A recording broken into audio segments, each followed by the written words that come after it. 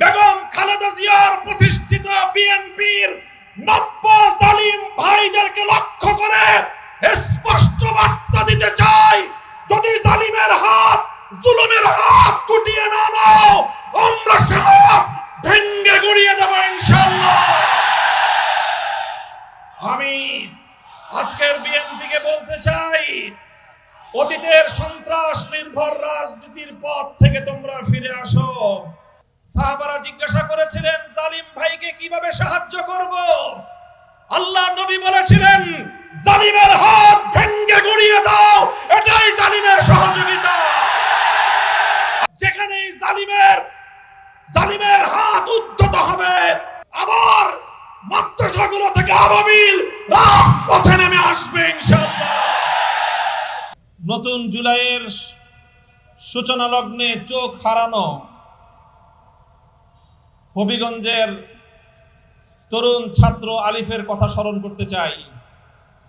আমি সেদিন জাতীয় চক্ষু বিজ্ঞান ইনস্টিটিউটে আলিফকে দেখতে গিয়েছিলাম।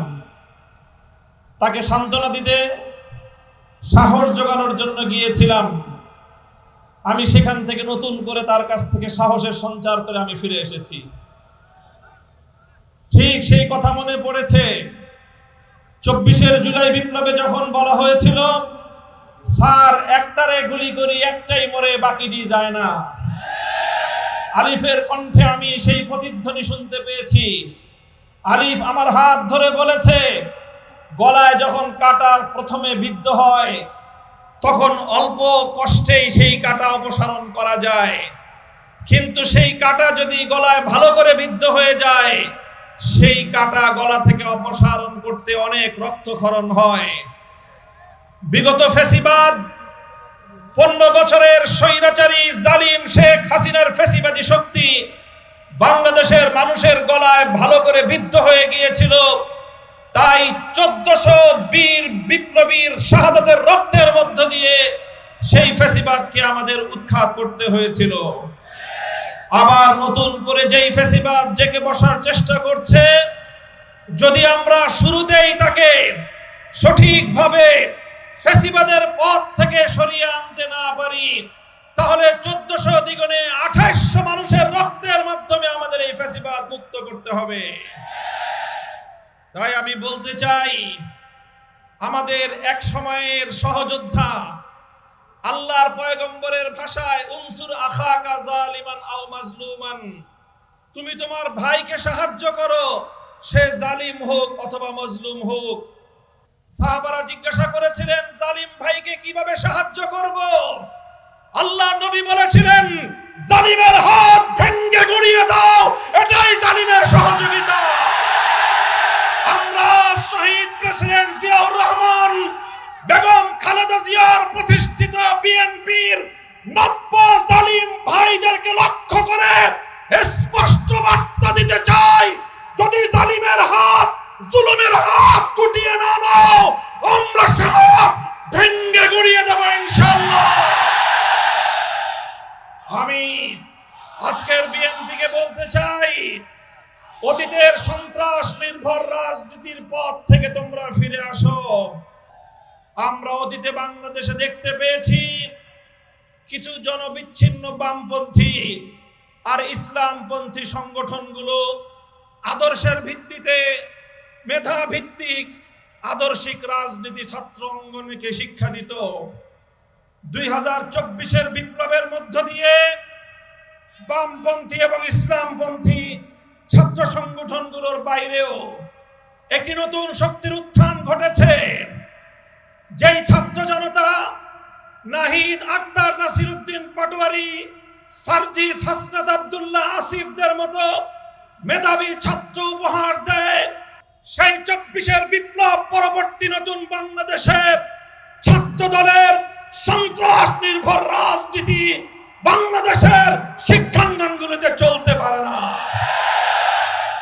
আমি আমার বিশেষ করে কওমি অঙ্গনের ছাত্র জনতার একটি কথা স্মরণ করিয়ে বলতে চাই, 24 বিপ্লবে যখন আমাদের বাংলাদেশের মাদ্রাসাগুলো থেকে আবাবিল পাখির মতো ঝাঁকে ঝাঁকে ছাত্ররা নেমে এসেছিল, সেদিন সাংবাদিকরা তাদেরকে প্রশ্ন করেছিল, তোমরা কেন এসেছো? তোমরা তো কোটাও চাও না, তোমাদের তো সরকারের চাকরিরও প্রয়োজন নেই, তবে তোমরা কেন রাজপথে নেমেছো? আমাদের ছাত্ররা বলেছিল আমরা চাকরির জন্য নামি নাই, স্কুল কলেজ ইউনিভার্সিটিতে আমার ভাইদের বুকে জালিমের বুলেট বিদ্ধ হলো কেন, সেই জালিমের কাছ থেকে প্রতিশোধ গ্রহণ করতে নেমেছি।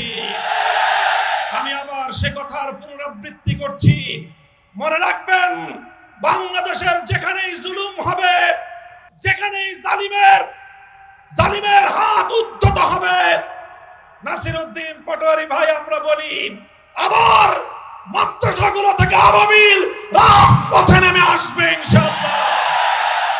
আখেরি পয়গাম, গণভোটের রায় দিয়েছে 70% জনগণ। এই গণভোটের রায় যদি কার্যকর না করা হয়, মনে রাখবেন এই গণভোটের রায় আমরা পেয়েছি ১৫০০ শহীদের রক্তের বিনিময়ে। এই গণভোটের রায় পেয়েছি শাপলা চত্বরের শহীদের রক্তের বিনিময়ে। এই গণভোটের রায় আমরা পেয়েছি ৫৭ জন বিপ্লবীর রক্তের বিনিময়ে। যদি সেই রক্তের সঙ্গে গাদ্দারি করা হয়, আমরা রক্তের সম্মান রক্ষা করার শপথ গ্রহণ করতে চাই। নাসরুম মিনাল্লাহি ওয়া ফাতহুন করিব ওয়া আখিরু দাওয়ানা আলহামদুলিল্লাহি রাব্বিল আলামিন।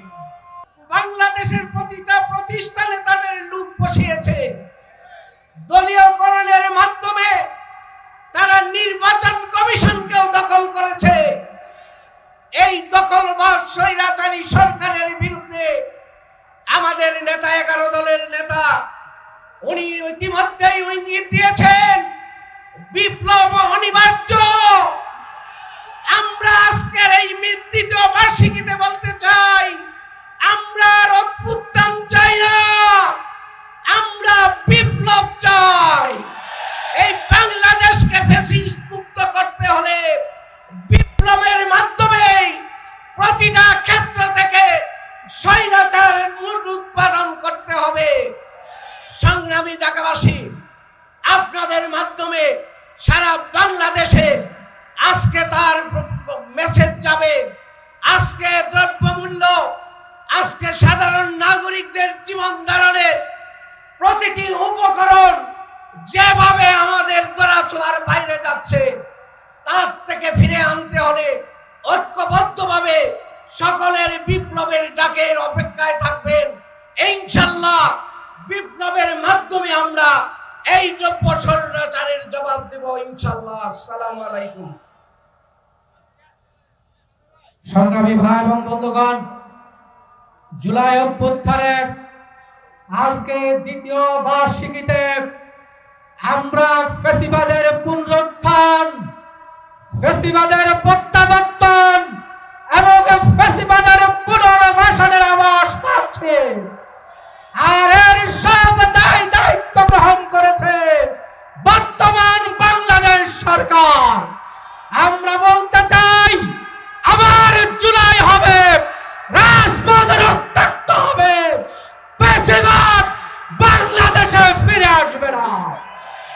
আজকের এই সমাবেশে এই পর্যায়ে বক্তব্য রাখছেন বাংলাদেশ খেলাফত মজলিসের সংগ্রামী মহাসচিব মাওলানা জালাল উদ্দিন। বক্তব্য রাখছেন মাওলানা জালাল উদ্দিন। গতকালকে আমরা দেখলাম আমাদের প্রধানমন্ত্রী তারেক রহমান সাহেবের সোনার ছেলেরা বিভিন্ন ইউনিভার্সিটি সহ বিভিন্ন এলাকায় তারা কালকে বড় মস্তানি করেছে।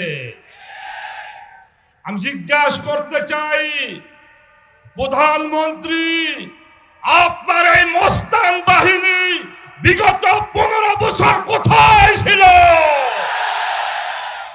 আপনার এই হেলমেট বাহিনী, আপনার এই হাতুড়ি বাহিনী বিগত 15 বছরে আপনার মায়ের বাসার সামনে একটি বালুর ট্রাকও সরাইতে পারে নাই।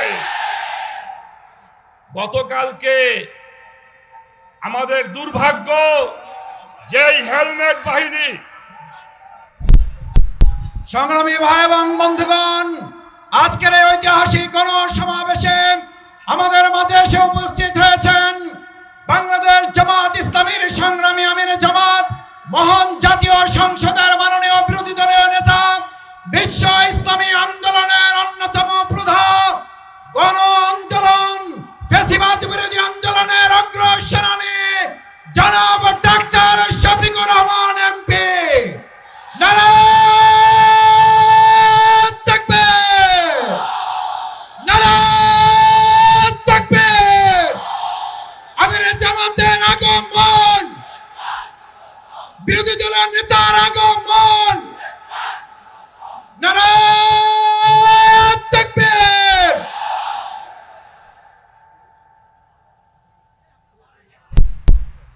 মাননীয় প্রধানমন্ত্রী, আপনি যদি আপনার মস্তান বাহিনী দিয়ে বিরোধী দল ও মতকে দমন করতে চান, আজকে পরিষ্কার বলছি, আমরা আপনাদেরকে রাজপথে মোকাবেলা করবো ইনশাআল্লাহ। বিন্দুমাত্র ছাড় দেওয়া হবে না। দ্বিতীয় কথা হলো, এই সরকার গণভোটের রায় কার্যকর করবে না। কারণ যদি গণভোটের রায় কার্যকর হয়, বর্তমান সরকার দুর্নীতি করতে পারবে না, বর্তমান সরকার চাঁদাবাজি করতে পারবে না, বর্তমান সরকার প্রশাসনের দলীয়করণ করতে পারবে না। তাই আজকে আমি জাতীয় নেতৃবৃন্দকে বলবো, অবিলম্বে যদি সোজা আঙ্গুলে ঘি না ওঠে, আমাদের আঙ্গুল বাঁকা করতে হবে। অবশ্যই এই সরকারের মাধ্যমে গণভোটের রায় কার্যকর করতে হবে ইনশাআল্লাহ।